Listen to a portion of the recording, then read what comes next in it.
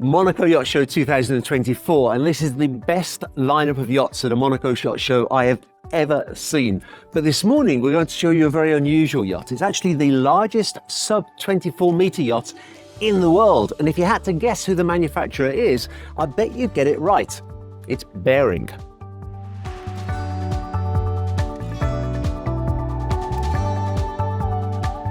Now, if you watch this channel regularly, you'll know that the size of yachts is measured in gross tons. That's actually nothing to do with the weight of the vessel. It's all about the volume. Different societies have different ways of measuring gross tonnage, but approximately, this is a 250 GT yacht. Approximately. Even if it's a little bit less than that or a little bit more than that, that is a massive gross tonnage for a yacht that's under 24 meters. It's beamy, it's a tri-deck. Bering have made it so voluminous, it's quite breathtaking actually. Let's take a look through, and you'll be able to see also a lot of the yacht with some B-roll footage that we're going to take for you so you can appreciate the various areas on board. But we'll start here on the main deck with the main salon. And the first thing to say actually about this yacht is that it was built for somebody who actually did want to cruise the world. He built this for worldwide navigation. And so a lot of the choices that were made were really about practicality to enable him and his family to cruise in safety. This is a great example. This is actually access to the engine room. Now, if all you're worried about is aesthetics on a yacht, that may not be the place that you put the door down to the engine room. But when you're interested in the practicality of being out in maybe very cold or very severe weather, you don't want to have to go out onto the deck to be able to access the engine room. It's far safer and far better to be able to access it from here.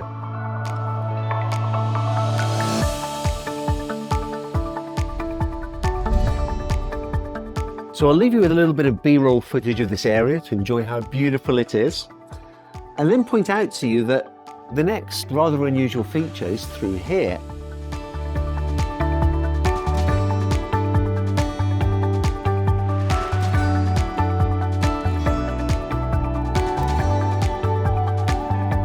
Almost every yacht that I'm aware of 24 meters, if you go further forward, you either go to the bridge or to a master stateroom, although there's not many 24 meters with a master stateroom on the main deck.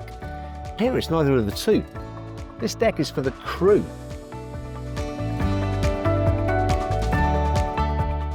To port, you have this surprisingly large galley, very well equipped, very high-end equipment in here, with plenty of storage space, plenty of space for freezing and for refrigerating.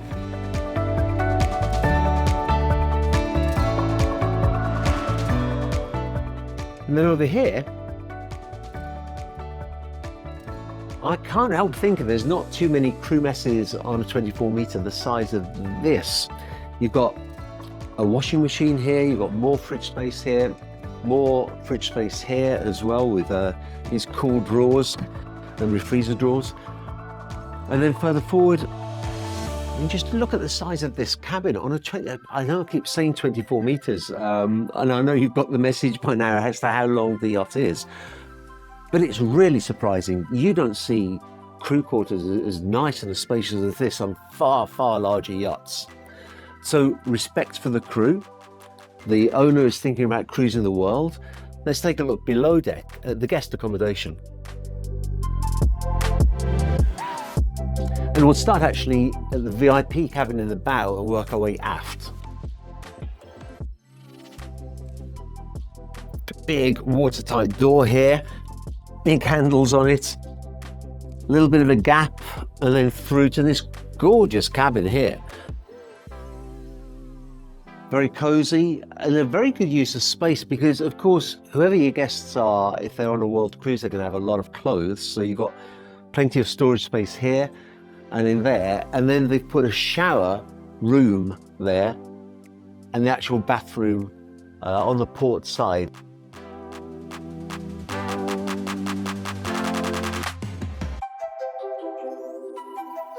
So it's a good distribution of space. It makes for a very sensible VIP stateroom. As we go further back,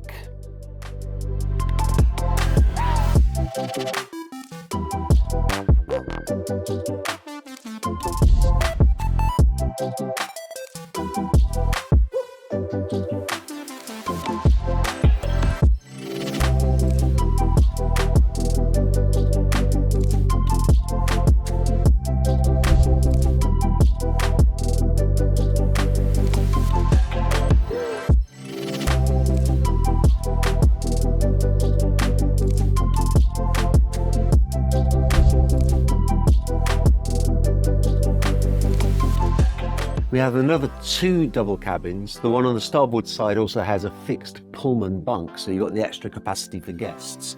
Again, nice area, plenty of storage space, massive shower in there, really good bathroom. But just take a look at the next part, the master stateroom.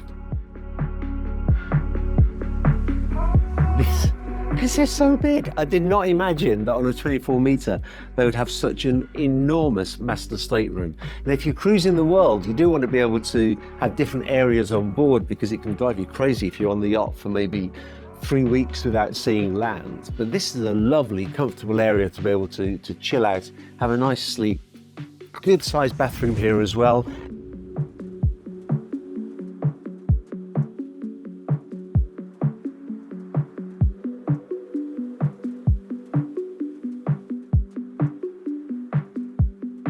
It's such a surprising yacht. To tell you the truth, when the broker, Anton.farber, asked me to film this yacht, I wasn't particularly excited. I mean, you know, I'm always excited to film yachts, but I wasn't particularly excited because it's one of the smaller yachts that we filmed, and we've covered Bering quite a lot. But then when I was started to be shown around, I just went, wow, this is one of the most interesting yachts I think that we've filmed for a very long time. Having the crew on the main deck, the volume of 24 meters, the layout is so unusual. The idea that the owner had, which was to cruise the world. In fact, on that topic, take a look at this as well.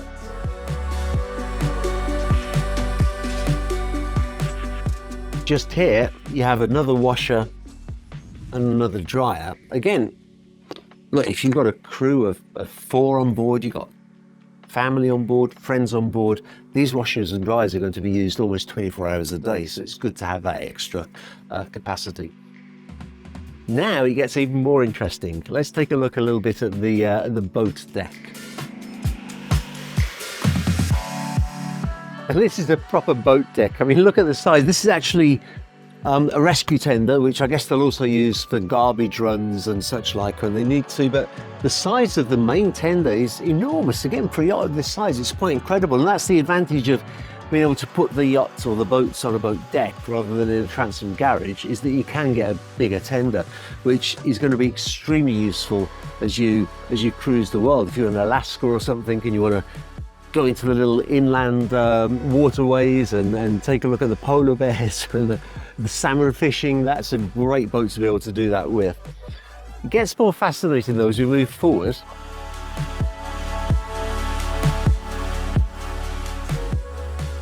As you would expect, we have the bridge here.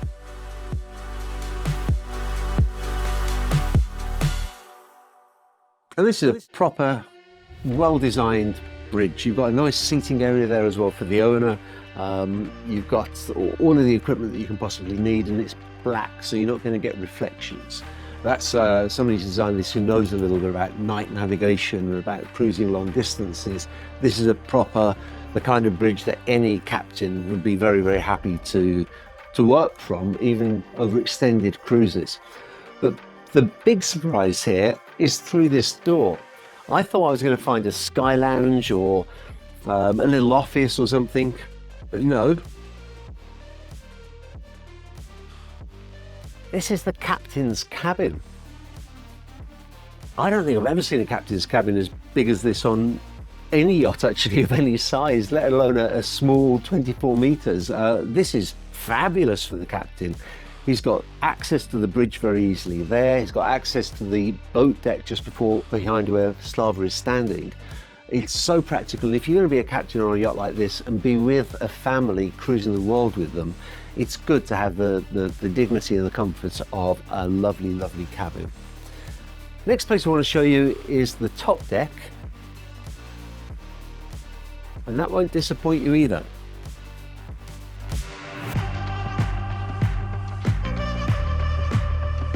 Very, very nicely proportioned flybridge deck, or sun deck as it really is. You got sunbathing space, but what I found was really interesting was this area here. These plastic covers are not the prettiest things to see on a yacht, but they're very, very practical. Again, if you're in Alaska or somewhere that's very, very cold, to be able to just put all those covers up and maybe bring a heater in here makes it a usable outside space where you can still enjoy your environment, but not freeze to death while you're doing it. And of course, if you're in hotter climates, it's very easy to just take those away and store them away. There's lots of storage space on board, so they don't have to be there. I think it's good that they're up during the boat show because it does illustrate the practicalities of this yacht. Here you have a cutting board and a sink.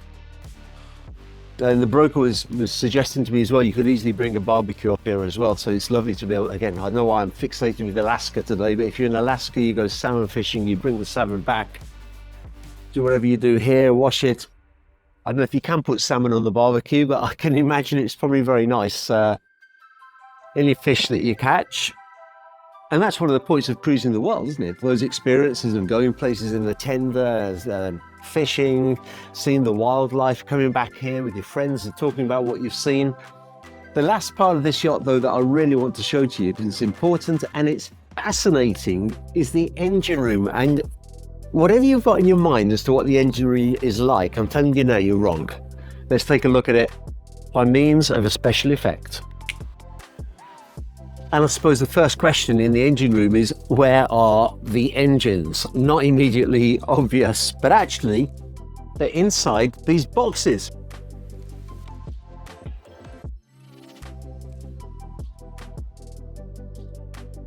So in there, you have the engines. Now there's a few interesting things about that. First of all, I've never seen this done before. It's obviously made for soundproofing, and the captain tells me that it's incredible how well it works. He actually said from occasionally, just to show the owner, they'll test it with these open and closed, and the difference in sound is tremendous. But also notice how low in the yacht those engines are, and Bering are very much about that. And you know, Bering are probably the most covered shipyard on YouTube. And so it may well be that you're quite familiar with them, but if you're not, they're all about building robust, safe yachts. So this is a steel hull. It's actually a steel superstructure as well on this particular yacht. You have the engines deep in the hull itself, so you're keeping the weight good and low for stability. You have gyroscopic zero-speed stabilizers. You also have fin stabilizers for stability underway, over 40,000 litres of fuel capacity, and the captain tells me that at about 9 knots, this is not a speedboat of course, this is a long distance cruiser, about 9 knots, you're consuming approximately 40 litres of fuel an hour per engine, which is a very, very low fuel consumption indeed. You know, at the right sort of speed, you can get 6,000 nautical miles with this. You can certainly very easily cross the Atlantic with it.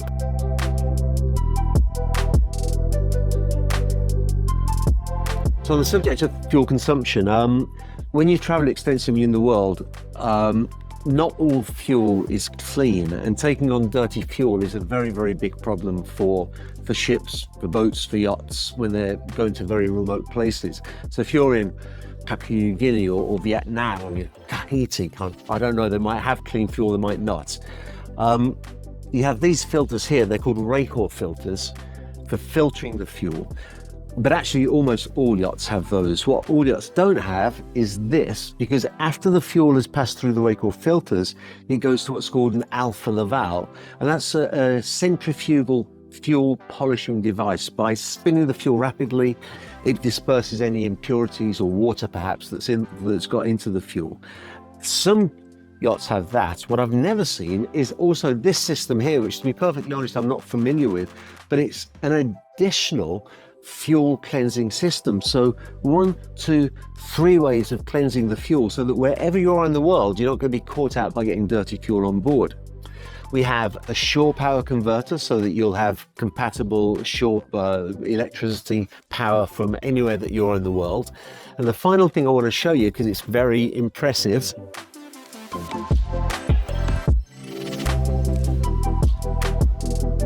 look at this neat little lazarette. Actually not that little, it's a good size. You've got storage boxes here, you've got your air tanks if you want to go diving.